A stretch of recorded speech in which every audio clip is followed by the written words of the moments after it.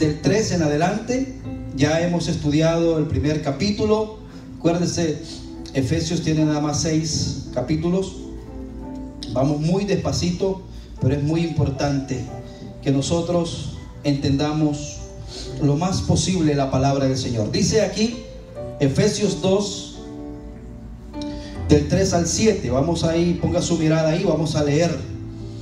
Si quiere vamos a leer del 1 para que podamos llevar un solo concepto. Dice la palabra del Señor: y Él os dio vida a vosotros cuando estabais muertos en vuestros delitos y pecados, en los cuales anduvisteis en otro tiempo, siguiendo la corriente de este mundo, conforme al príncipe de la potestad del aire, el espíritu que ahora opera en los hijos de desobediencia.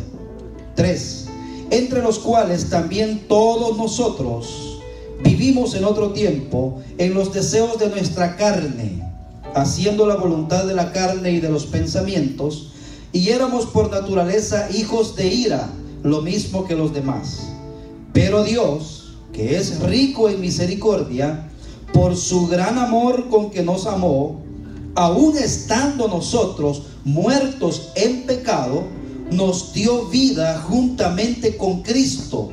Por gracia sois salvos, y juntamente con Él nos resucitó, y asimismo nos hizo sentar en lugares celestiales en Cristo Jesús, para mostrar en los siglos venideros las abundantes riquezas de su gracia en su bondad para con nosotros en Cristo Jesús. Gloria a Dios. Qué lindo, ¿verdad? Qué lindos pasajes. Y hermanos, quiero decirle que la palabra de Dios es viva, amén, y eficaz. Quiere decir que lo que acabamos de leer, hermanos, es real, es vivo, es eficaz. Es de suma importancia que nosotros podamos entenderla, que Dios nos ayude, ¿verdad? Porque lo que acabamos de leer, hermanos, es la noticia más grande quizás que usted haya podido escuchar. Lo que pasa es que a veces estamos acostumbrados así a leer la Biblia, ¿verdad? Y como que no pasa nada. Pero, hermano, lo que leímos ahí es tremendo. Miren lo que dice el versículo 3. Acuérdese que viene hablando el apóstol Pablo de que Dios, Jesucristo, nos dio vida. ¿A qué se le necesita dar vida? A algo que está muerto. Entonces dice el versículo 1 que nosotros estábamos muertos en nuestros delitos y pecados. ¿Se acuerdan que el jueves pasado hablábamos que nosotros antes sin Cristo creíamos que estábamos vivos espiritualmente y hacíamos cosas para agradar a Dios? Íbamos a la iglesia, dábamos limosna, hacíamos alguna buena obra y creíamos que eso era agradar a Dios. Pero nos damos cuenta, viniendo a la Biblia, que sin Cristo estábamos muertos, porque Cristo es el dador de la vida. Entonces hoy nos damos cuenta que Cristo nos dio vida. Ahora mire lo que dice el 3: entre los cuales también todos nosotros estábamos en otro tiempo andando en los deseos de nuestra carne, haciendo la voluntad de la carne y de los pensamientos, y éramos por naturaleza hijos de ira, lo mismo que los demás. Mire, dice aquí que estábamos nosotros siguiendo los deseos de la carne. Le voy a aclarar algo, que a veces cuando viene esta palabra, deseos de la carne, ¿en qué piensa usted? Generalmente siempre pensamos, cuando decimos deseos de la carne, siempre pensamos en cosas inmorales, ¿verdad? Es lo primero que viene a nuestra mente, los deseos de mi carne.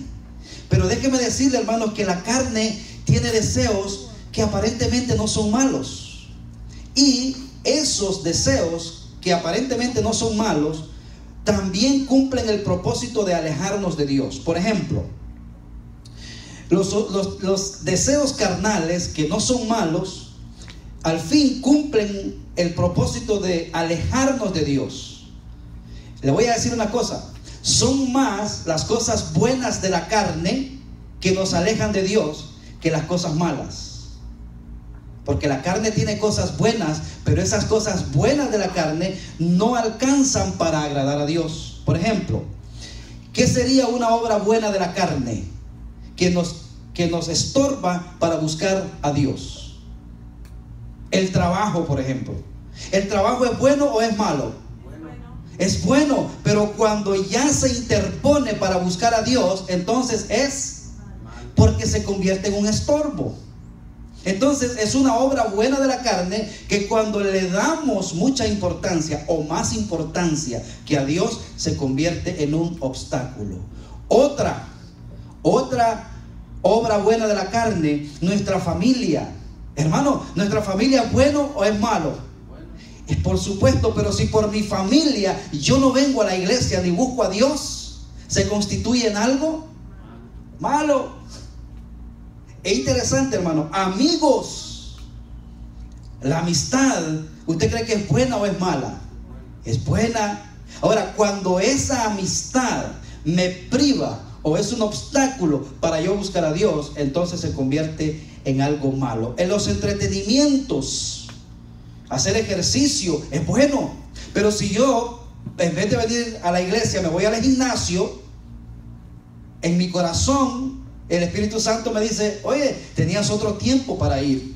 Pero cuando todos los entretenimientos sanos se convierten en obstáculos para buscar a Dios, entonces, hermanos, ya son malos. Por eso quise hacer este pequeño énfasis aquí en el versículo 3, porque dice que andábamos en los deseos de nuestra carne. Obviamente, las partes, pecaminosas, también son bien pronunciadas en cuanto a los deseos carnales. Aquí Pablo en el primer versículo dice que estábamos nosotros muertos en nuestros pecados. Esto nos habla, hermanos, de una muerte que nació en el jardín de Edén y que fue traspasada a todos nosotros. Dice Romanos 5:12: por tanto, como el pecado entró al mundo por un hombre, el pecado y por el pecado la muerte, así la muerte pasó a todos los hombres, por cuanto todos pecaron. El pecado, hermanos, de Adán nos convirtió en hijos descendientes de un hombre caído. Y ese es nuestro gran problema. Y todos tenemos la misma naturaleza que tuvo Adán y Eva. Es una naturaleza caída, y la naturaleza caída, dice la Biblia, no tiene la capacidad de buscar a Dios. O sea, en otras palabras, una persona que no tiene a Cristo y hace rituales, en cierta forma no le alcanza para poder agradar a Dios. Tiene que ser a través de Cristo. Porque aunque esa persona viva físicamente y tenga salud y tenga una buena familia, incluso sea un hombre respetado en la sociedad, un hombre moralmente correcto, pero sin Cristo, dice la Biblia que está mal, está perdido y es un muerto que camina. Es tremendo eso, ¿verdad? Adán, hermanos, les hago una pregunta: ¿Adán murió el día que pecó, sí o no? Sí, murió espiritualmente, pero físicamente no pasó nada, porque la serpiente le dijo: ¿con que Dios os ha dicho que el día que coman morirán? Pues no es así, le dijo la serpiente. Comieron y vieron que no se murió. Pasó 1 hora, pasaron 2 horas, y le dijo, quizás entre Adán y Eva empezaron a decir: oye, tenía razón la serpiente, porque mira, no morimos. Dios dijo que al momento de comer íbamos a morir y no hemos muerto. Ahora, ¿qué pasó? Cuando el hombre empezó a pensar en Dios, de ese instante ya tuvo miedo. Se perdió la relación entre Dios y el hombre, y esa se le llama la muerte espiritual. Adán, desde Adán hasta el niño que nació anoche, venimos infectados con ese problema. Y si no es un encuentro personal con Cristo, olvídese. Usted puede ser el hombre más prominente de este mundo, pero si nunca conoció a Cristo, si nunca recibió el regalo de la vida eterna, usted fue un buen hombre que caminó sobre esta tierra, pero que a usted le espera un destino eterno sin Cristo. Por eso dice la Biblia que estábamos muertos en nuestros delitos y pecados. Adán murió espiritualmente el día en que no creyó en Dios. En ese instante Adán murió y le desobedeció, porque huyó de Dios y trató de esconderse. Cuando Dios vino, no se sabe cuánto duró la relación entre el hombre y Dios, porque Génesis, nosotros leemos un versículo de uno al otro, puede haber pasado mucho tiempo. ¿Cuánto duró esa relación perfecta entre Dios y el hombre? Porque dice la Biblia en Génesis que la voz de Dios se paseaba por el huerto y conversaban, tenían una relación linda, Dios santo y el hombre perfecto. Pero de pronto, después del pecado, viene Dios como habitualmente venía y le dice: Adán. Y dice que Adán, cuando oyó la voz de Dios, se escondió. Es lo mismo, hermanos, que sucede hoy. Yo recuerdo cuando yo voy así a las calles a conversar, a predicar, y voy con mi Biblia, inmediatamente los que están en la esquina salen y se van. Porque ya saben, dicen: no, ahí viene hablando de Dios. O sea, el hombre siempre trata de esconderse de Dios. Y ahí es cuando Dios le dice: Adán, ¿dónde estás tú? Y esa pregunta, hermanos, es muy importante, porque también Dios nos las hace a nosotros.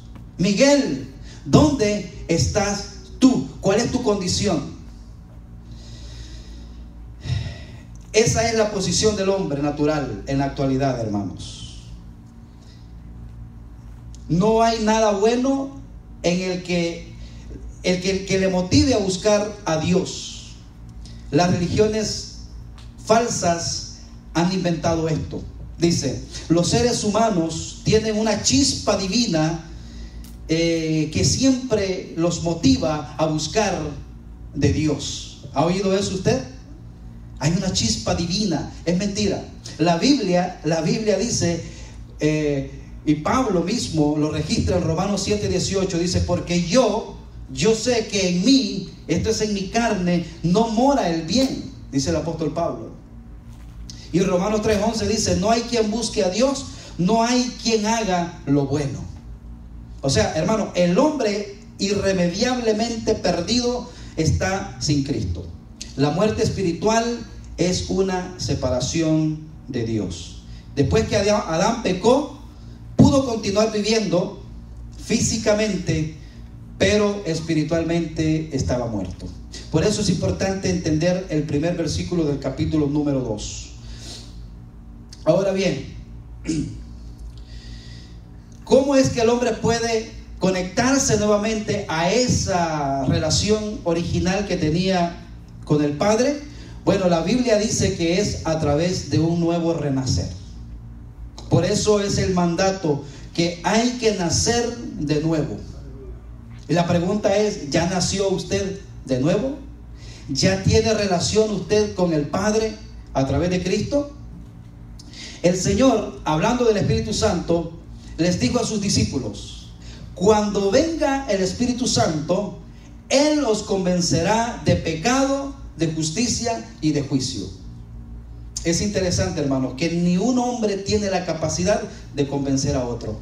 Es el Espíritu Santo quien nos convence de pecado. Usted no puede decir: pastor, y esto que estoy haciendo yo es malo. Usted sabe, si tiene el Espíritu Santo, usted sabe que lo que está haciendo es malo. ¿A cuántos nos gustaría vivir en un cementerio? Pregunta: ¿le gustaría a usted vivir en un cementerio? Habría que estar un poco trastornado, ¿verdad?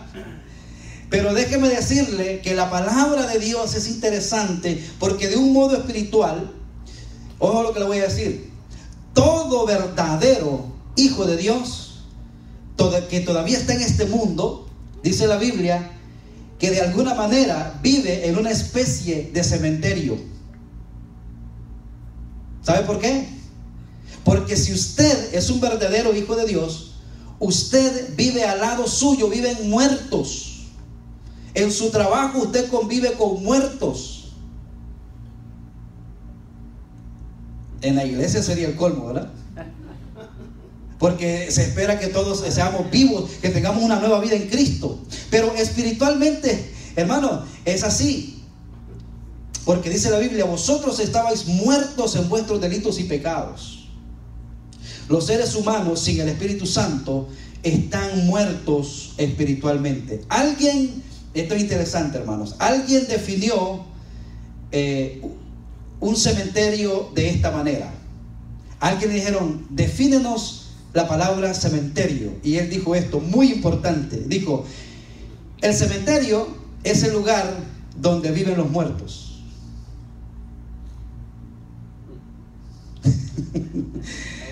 Bueno, para que lo piense un momentito. Dice: el cementerio es el lugar donde viven los muertos.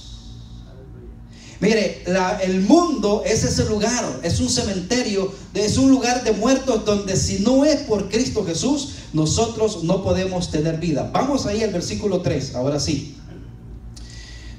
Efesios 2:3. Dice: entre los cuales ¿qué? Muertos o delitos y pecados. También todos nosotros vivíamos en otro tiempo en los deseos de nuestra carne, haciendo la voluntad de la carne y de los pensamientos, y éramos por naturaleza hijos de ira, lo mismo que los demás. Mire, usted puede notar algo muy interesante que el apóstol Pablo dice aquí en el versículo número 3. Y eso, hermano, es importante que usted lo haga. Pablo dice: entre los cuales también todos nosotros. ¿Qué hace Pablo ahí? Pablo se incluye. Y eso es bien importante, hermano, porque cuando usted vaya a predicarle a alguien, usted no vaya a decirle como si usted sea una persona totalmente distinta. Usted dígale: ¿sabe qué? Yo también, yo te comprendo, yo también estuve ahí, pero Cristo Jesús hizo en mi vida un milagro. Nosotros también hemos andado ahí, entendemos. Y Pablo, mire, Pablo se une y dice: entre los cuales nosotros también. Porque Pablo, hermano, ¿quién era el apóstol Pablo?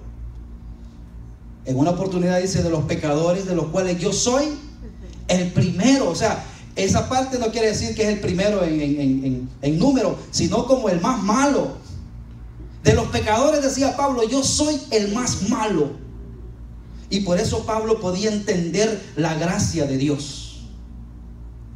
Entre más negro es su pecado, más abundante será la gracia de Dios en usted.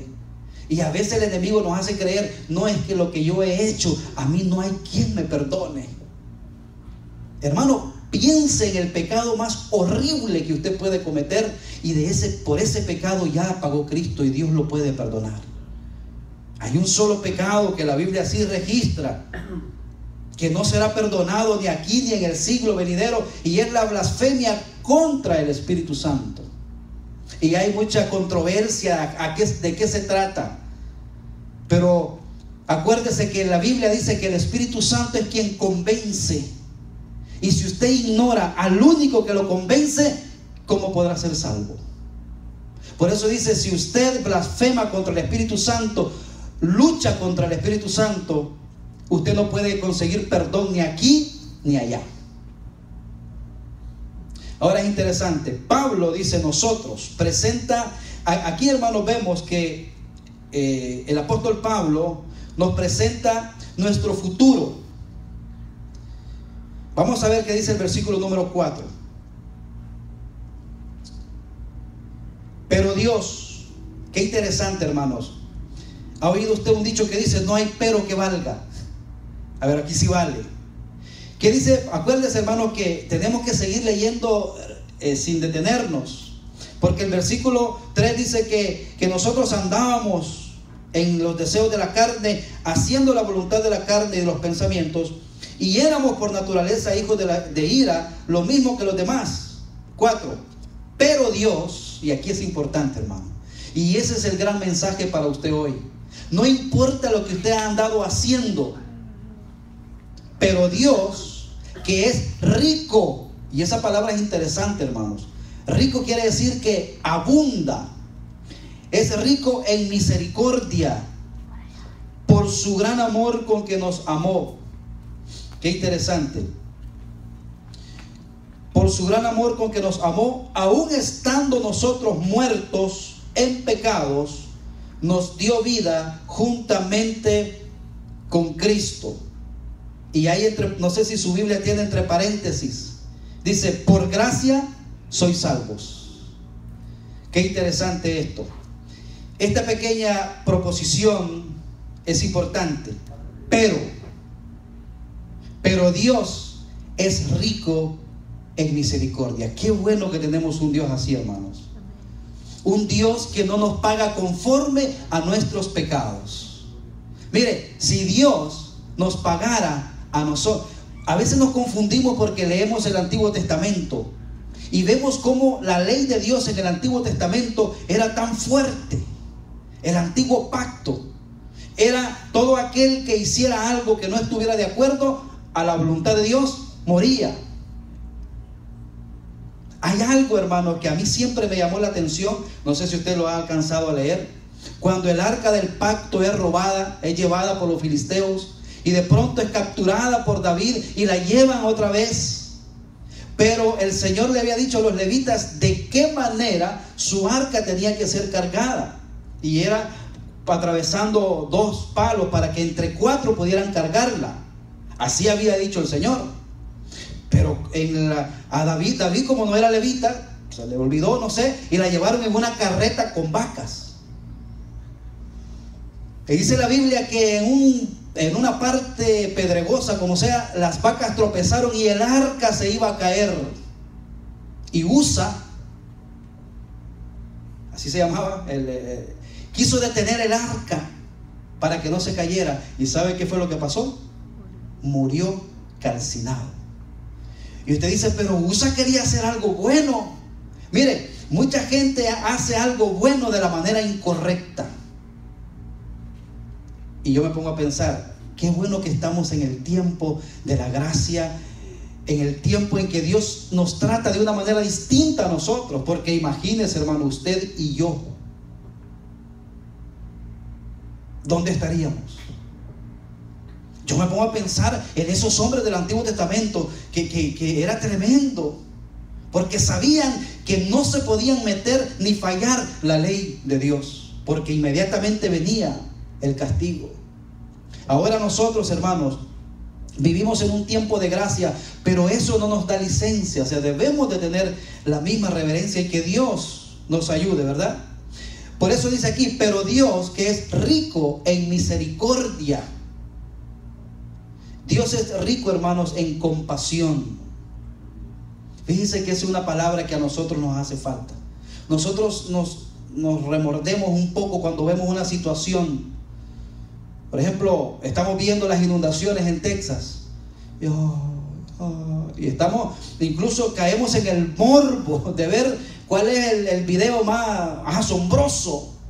Pero hasta ahí no tenemos compasión.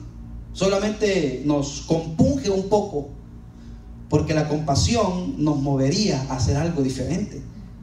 Entonces dice la Biblia que Dios, que es rico en misericordia, rico en compasión, Él ha tenido misericordia de mí. Hermano, solo piense ahorita en el lugar donde usted está sentado y diga, Dios ha tenido misericordia de mí. Usted no merecía, yo menos, estar aquí. Pero ¿sabe por qué estamos aquí? Por la misericordia de Dios. Dios ha tenido misericordia de mí, ha tenido misericordia de usted, por su gran amor, dice el versículo, con que nos amó.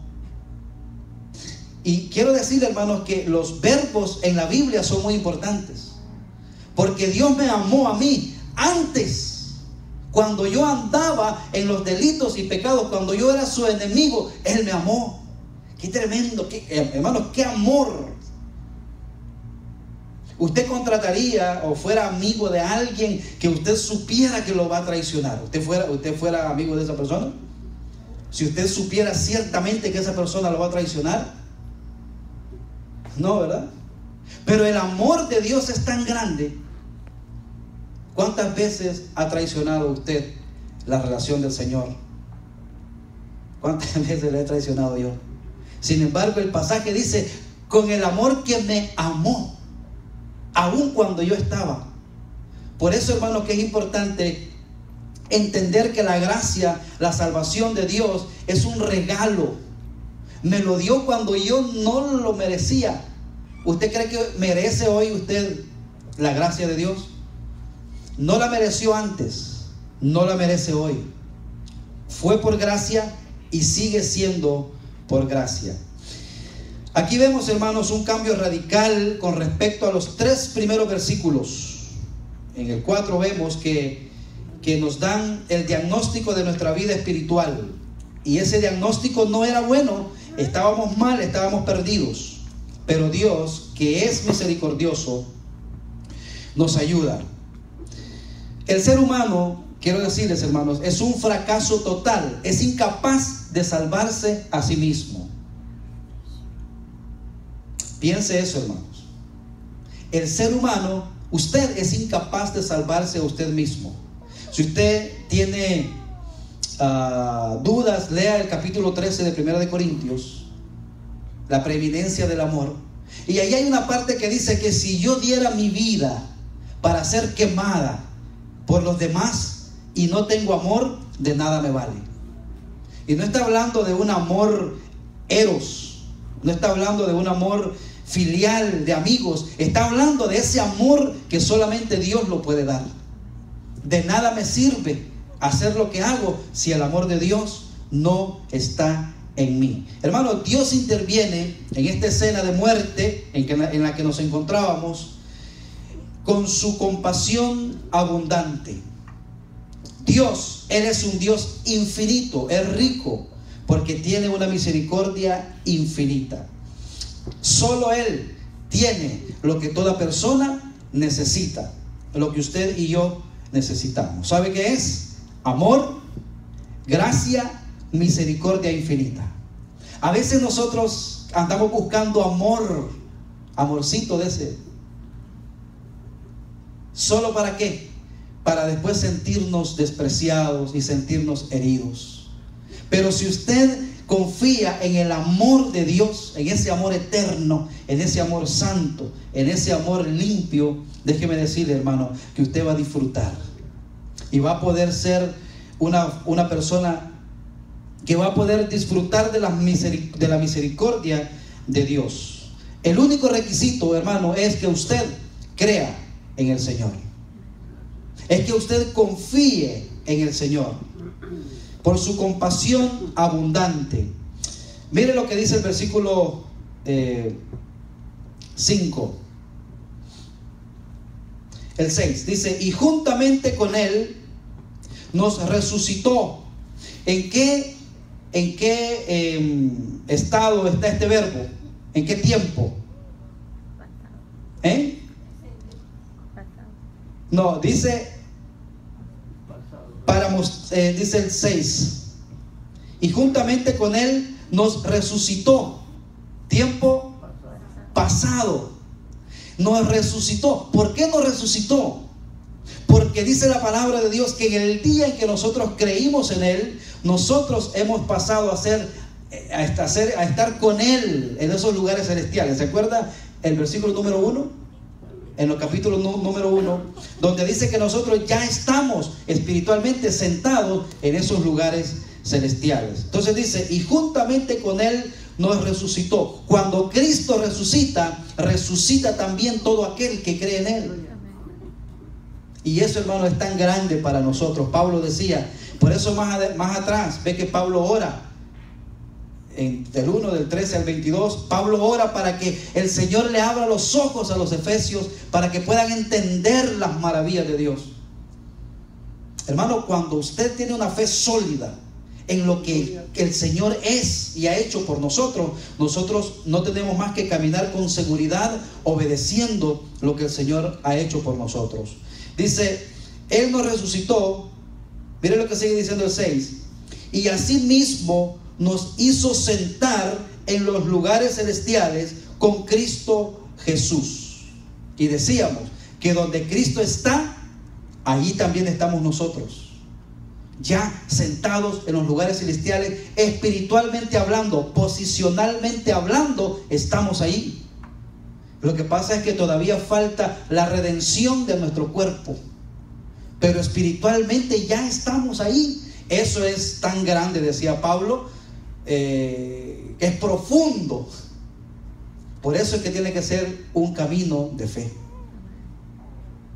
Por eso, algún día estaremos ya definitivamente. Ahora el 7, miren lo que dice el 7. ¿Cuál es el propósito por lo cual el Señor hace eso? Dice, para mostrar en los siglos venideros las abundantes riquezas de su gracia en su bondad para con nosotros en Cristo Jesús. Algún día esto se hará ya definitivamente.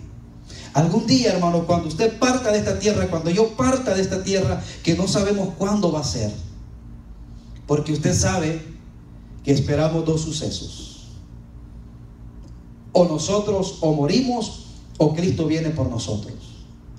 Pero cuando eso sucede, un verdadero hijo de Dios entonces llega ya a ocupar esos lugares. Los ángeles, me imagino yo, que pasarán ahí delante de él y dirán, mira, miren estos. Me imagino yo esa escena.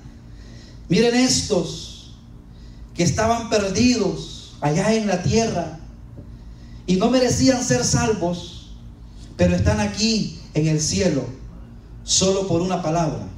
¿Sabe cuál? Por la gracia de Dios.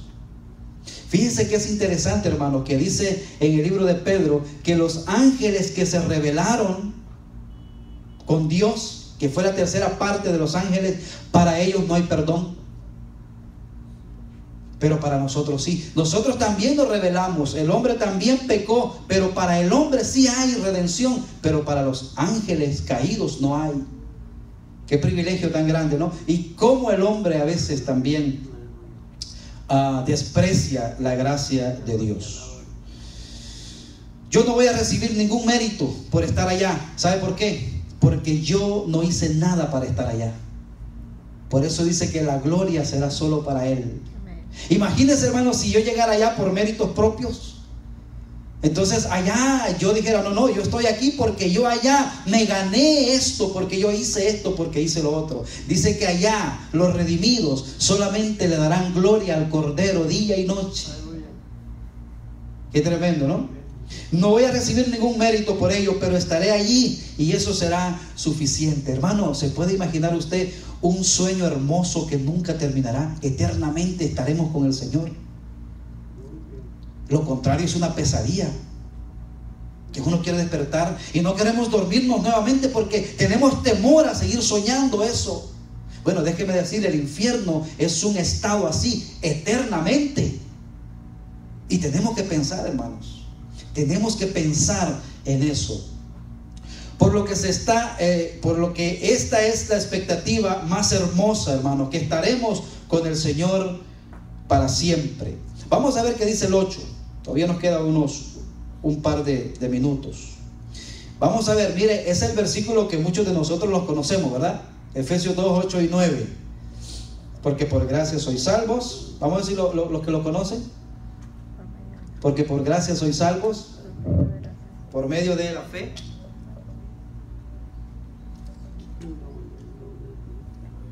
Porque por gracia sois salvos. Vamos a leerlo todos para que así juntos, a la cuenta de 3, 1, 2, 3. Porque por gracia sois salvos por medio de la fe, y esto no de vosotros, pues es don de Dios. 9. No por obras, para que nadie se gloríe. Qué interesante, yo estaba con deseo de llegar a este versículo. Porque por gracia sois salvos. ¿Se da cuenta? No va a haber un mérito propio. Por eso, hermano, es que el cristianismo es totalmente distinto a las demás religiones. Todas las religiones usted tiene que salvarse por obras, por lo que usted hace. Pero si usted se salva por lo que hace, allá el mérito va a ser suyo, no va a ser de Dios. Por eso este versículo es muy importante, hermanos. Porque por gracia sois salvos por medio de la fe. Qué interesante. Vamos a ver si la podemos desmenuzar un poquito. ¿Qué es la gracia? Ya lo hemos estudiado. La gracia es un don inmerecido. Cuando usted le abre la puerta, usted dice gracias. Usted no merecía que le abriéramos la puerta. O cuando a usted se le da algo, usted, gracias. No merecía, es un don inmerecido. Eso es lo que es la gracia de Dios. ¿Qué es lo que nosotros merecíamos según los versículos anteriores? Éramos hijos de ira igual que los demás, pero por el gran amor con que el Señor nos amó, ahora por gracia, por un don inmerecido, sois salvos. Mire lo que dice, lo que sigue diciendo: por medio de la fe. Esa palabra por medio de la fe quiere decir que la fe es el vehículo. Usted vino a este lugar por medio de un carro, de un automóvil. Ese fue el vehículo que lo trajo acá. Bueno, la fe es el vehículo que nos lleva a Dios. O sea, es por medio de la fe. Y esto es interesante, hermanos. Y esto no de vosotros. ¿Qué? La salvación es en la misma parte. La salvación no proviene de vosotros, pues es un don de Dios. Yo antes creía que aquí hablaban de la fe, porque dice, porque por gracia sois salvos por medio de la fe. Acuérdense que sin fe es imposible agradar a Dios. Y la fe está divorciado con lo que veo. O sea que si yo veo algo, ya no es fe, porque la fe es la convicción de lo que no puedo ver, es la certeza de lo que no puedo ver. Ahora dice, no por obras, para que nadie se gloríe. ¿Ve? Que va de acuerdo al versículo anterior, para que la gloria solamente sea del Señor, para mostrar en los siglos venideros la gran abundante gracia de Dios. Nosotros seremos, hermanos, me imagino yo, que seremos los redimidos en el cielo. Seremos como la vitrina, una gran vitrina donde se verá la gracia de Dios para con todos estos, para mostrar en los siglos venideros la gracia de Dios. Estos son grandes versículos, hermanos, con los que culmina esta sección de Efesios, en la cual el apóstol Pablo nos ha presentado el pasado, el presente y el futuro del creyente. El pasado, hermanos, nosotros estábamos muertos con Cristo. El presente es que hoy tenemos vida, y el futuro es que viviremos para siempre con el Señor. Nosotros estábamos muertos en delitos y pecados. Aquí, por gracia sois salvos, un favor inmerecido. Nadie puede andar diciendo por ahí, hermanos, espero ser salvo.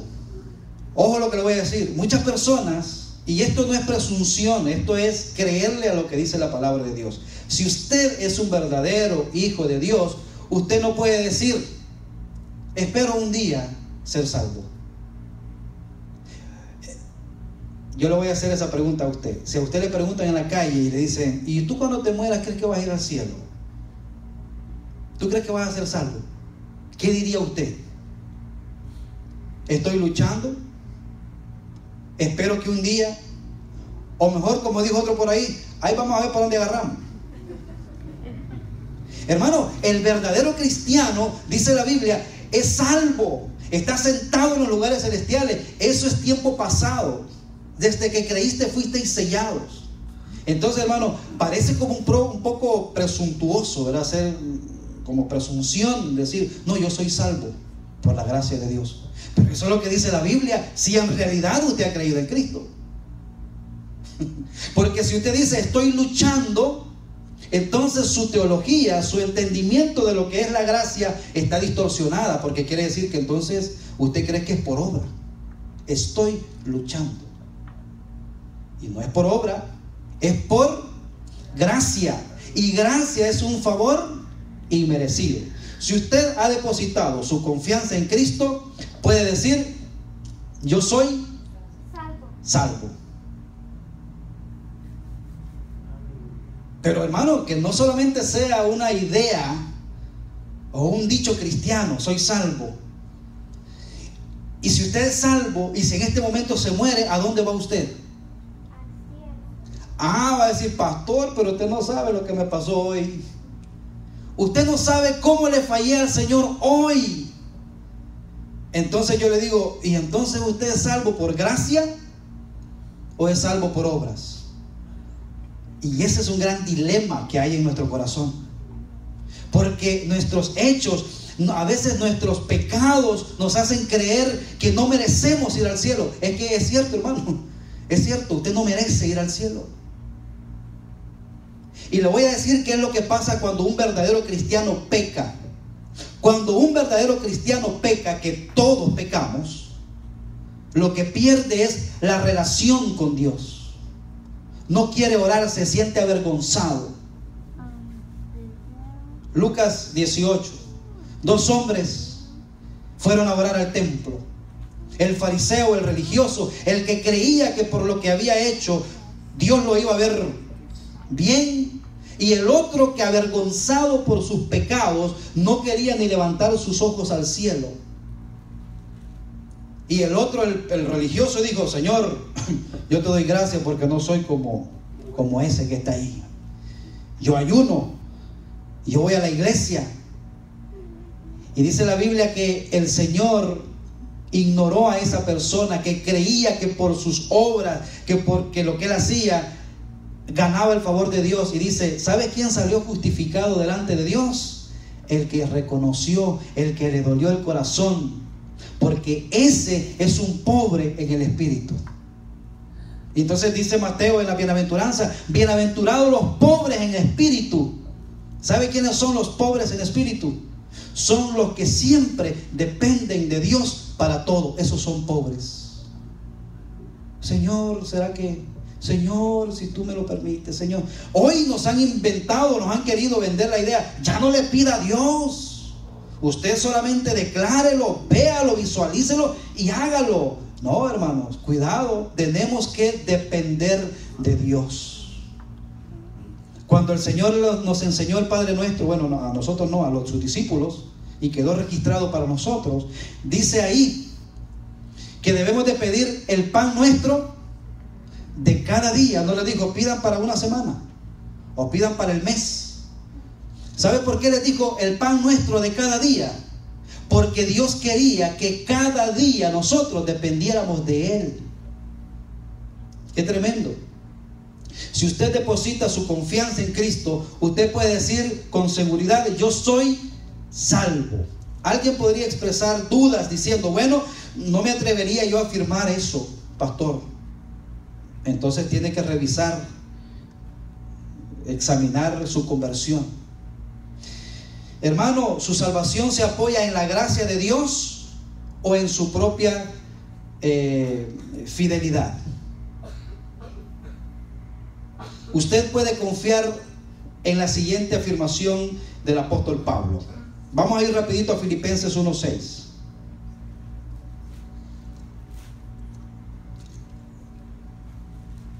Filipenses 1:6 dice: el que comenzó en vosotros la buena obra, la perfeccionará hasta el día de Cristo Jesús. ¿Cuándo es el día de Cristo Jesús? Cuando Él venga por su iglesia, o nosotros, más que todo cuando Él venga. Pero dice que el que comenzó en vosotros la buena obra, o sea, quiere decir, hermano, que en nosotros hay una obra que sigue en construcción. Alguien se puso una camiseta y decía al frente: no me juzgues mal, y atrás decía: Dios aún no ha terminado conmigo. Y eso es cierto, hermanos. El que comenzó en vosotros la buena obra la perfeccionará. ¿Quién la comenzó? El Señor Jesucristo. Si usted es un hijo de Dios, podrá alejarse de Él. Usted podrá alejarse de Él como el hijo pródigo, pero siempre le facilitará el Señor el camino de regreso, porque es por gracia y solo por gracia es que usted es salvo. Usted tiene una salvación completa. ¿Por qué, pastor? ¿Se recuerdan, hermanos, cuando Cristo muere en la cruz del Calvario? Y una de las palabras que Él dijo en la cruz fueron, ¿cuántas palabras fueron? 7 palabras. Y una de esas palabras que Cristo dijo en la cruz, dijo: consumado es. Quiere decir, la deuda está pagada. Entonces, la salvación de aquel, del creyente verdadero, está asegurada en Cristo, en base a lo que Cristo ha hecho por usted. Y el hecho de que el Espíritu Santo le ha inclinado hacia Cristo, habiendo usted creído en la palabra de Dios, habiendo confiado en Él, usted puede afirmar: yo soy salvo. Es tremendo eso, hermano. Y es interesante que esta carta a los Efesios, el Señor les habla de esta forma porque ellos no creían que podían ser salvos, que ese Dios todopoderoso podía tener gracia para con ellos. Acuérdese, esta carta es escrita especialmente a gentiles. Gentil es todo aquel que no es judío. Las promesas eran para los judíos. Todo era para ellos. Los gentiles, nada. Pero hoy aquí Pablo les escribe y nos escribe a nosotros también, para que nosotros creamos, hermanos, y que nuestra fe se ponga sólida en el Señor. Es una salvación lograda por la gracia de Dios, por medio de la fe. Y ello no ha dependido de usted, ni al principio ni al final. Comienza por gracia y termina por gracia. Hay un predicador muy famoso del siglo pasado llamado Spurgeon, que dijo: no es su alegría en Cristo lo que le salva. A veces andamos alegres, pero a veces no. Dice, es Cristo quien le salva. No importa si se siente alegre o no. Eso decía él. A mí me gusta escuchar a estos hombres que han caminado con Cristo hace tiempo, que no eran gente emocionales, eran gente bíblica. Hermano, mañana usted va a estar devastado quizá por una noticia, y eso no afecta su posición en Cristo, porque es por gracia. Que Dios nos ayude a entender eso. Él decía, no es su esperanza en Cristo lo que le salva, es Cristo. Porque mientras uno espera, uno puede estar contento, pero de pronto vendrá un momento de vacilación. No es incluso su fe en Cristo lo que le salva, sino que es Cristo. Es Cristo, hermanos. Ese es el instrumento. La fe es el instrumento. Cristo y la sangre derramada es la que nos limpia de todo pecado.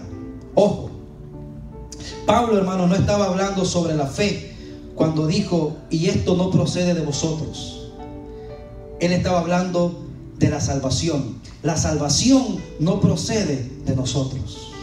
Acuérdese, el hombre nada puede hacer para salvarse. La salvación es un don. ¿Y qué es un don? Es un regalo. Y un regalo no se merece. Un premio sí. El premio es merecido por lo que usted hizo, pero un regalo no. Son dos cosas totalmente distintas. Todo depende de Dios y no de nosotros. Mire lo que dice el versículo 10. Después de hablar de no por obras, para que nadie se gloríe. Acuérdense que la Biblia sigue. Dice, porque somos hechura suya, creados en Cristo Jesús, para buenas obras. Ojo, que ahora sí aparecen las obras, las cuales, las buenas obras, Dios preparó de antemano para que anduviésemos en ellas. Le voy a decir algo muy importante. Piense en todas las buenas obras que usted hizo sin Cristo. Porque hicimos cosas buenas. Acuérdense que le dije que la carne hace buenas cosas. Bueno, todo eso que usted hizo sin Cristo no le vale. Porque no es por obras. Ahora, en Cristo Jesús, las obras nos valen no para salvación, sino que ahora las obras nos valen porque como hijos de Dios debemos de andar en las buenas obras que Dios mismo preparó desde antes. Usted dice, no, porque yo vengo a la iglesia y yo sirvo. Bueno, esas buenas obras Dios las preparó para que usted ande en ellas. La palabra griega aquí dice, es bien interesante, hermano. Creo que con esta palabra nos vamos a quedar aquí. Pero quiero que fije su mirada en el 10. Porque dice, porque somos hechura suya, creados en Cristo Jesús. La palabra hechura suya viene de una palabra griega. Ojo con eso. Y a ver si les suena la palabra. La palabra griega es poema. De ahí viene la palabra poema. Qué interesante, ¿no? Somos un poema de Dios, hechura suya. La iglesia es su poema. Acuérdese, hermano, que nosotros somos la novia. Somos su nueva creación. Y Pablo, hermanos, estaba hablando de la iglesia. Estaba hablando de usted. Estaba hablando de mí. Del cuerpo de creyentes. Para buenas obras. Las buenas obras sin Cristo, hermanos, no valen. Pero hoy Dios desea que usted y yo andemos caminando en esas buenas obras. Y una buena obra también es no dejar de congregarnos, porque hemos sido creados para buenas obras, para que le adoremos a Él. Ahora, en Cristo el creyente tiene que andar en buenas obras. Y las buenas obras de hoy en adelante, hermanos, ya no son para salvación, sino que nuestras buenas obras de hoy en adelante es porque somos salvos. Y déjeme darle el último consejo. Cuando usted haga algo para el Señor, asegúrese, pero asegúrese bien que lo hace para Él. ¿Sabe por qué? Porque de Él recibiremos la recompensa. Vamos a orar. Señor Dios Todopoderoso, te damos gracias, Señor, porque hemos leído tu palabra. Y la Biblia, tu palabra, nos certifica, Señor, que cuando leemos y oímos, nuestra fe se fortalece. Y aquellos, Señor, que quizá no tienen fe en ti suficiente como para creer que tú eres el Hijo de Dios, dice que por el oír tu palabra viene la fe. Yo te pido, Señor, para la iglesia que ya ha depositado su vida en ti, Señor, que tú nos fortalezcas, Señor, la fe. Que podamos, Señor, ser robustos en nuestra fe. Que podamos, Señor, ser creyentes seguros en ti. Que nuestra salvación, Señor, no esté pendiente o pendiendo de nuestras obras. Que nuestras obras, Señor, sean para agradarte a ti, sean para ser fieles a ti, sean, Señor, para que el mundo sepa que somos tus hijos. Pero la salvación, Señor, sabemos que es por gracia. Y para aquellos, Señor, que todavía piensan que pueden ganarse la salvación con sus obras, yo te pido, Padre, que seas tú convenciendo sus corazones, porque también nosotros en otro tiempo andábamos igual. Pero gracias a ti, a tu misericordia, a tu gran amor con que nos amaste, nos perdonaste y nos diste vida juntamente con Cristo. Gracias, Señor, por ese sacrificio tan grande. Gracias, Señor, porque no merecemos ser tus hijos, porque te ofendemos, porque te fallamos. Pero aún, Señor, cuando estábamos muertos en nuestros delitos y pecados, tú nos amaste. Cuanto más hoy que somos tus hijos, Señor, nos cuidarás, nos perdonarás. También, Señor, nos vas a corregir y también nos vas a disciplinar, porque lo necesitamos, Señor. Pero no permitas, Padre, que confundamos una disciplina, Señor, con haber perdido la salvación. Porque sabemos, Padre, que el Espíritu Santo Tú lo diste para que esté con su iglesia para siempre. Gracias te damos, Señor, por esta noche. Consuela, Señor, a los que puedan estar tristes en medio nuestro, que puedan estar angustiados, Señor, que puedan esta noche abrazarse de ti, Señor, y decir: no me soltaré jamás de ti, porque solamente tú tienes palabras de vida eterna. Gracias te damos, Señor, por esta noche. Bendice a cada uno de mis hermanos. Nos depositamos en tus manos, Señor, en el nombre de Jesús. Amén.